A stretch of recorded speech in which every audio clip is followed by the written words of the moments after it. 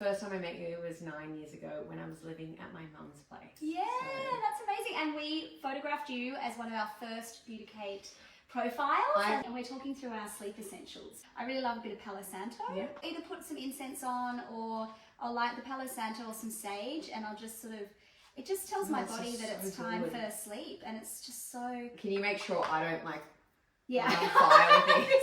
It's such a good blooper.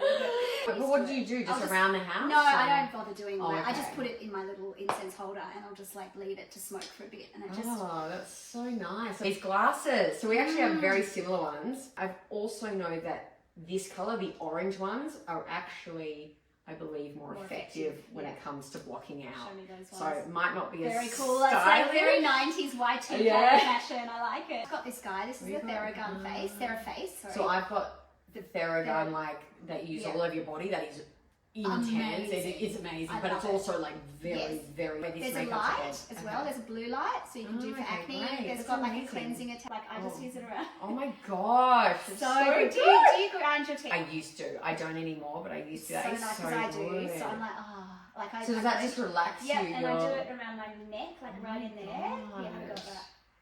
Oh, I'm gonna get like your earrings here. So nice.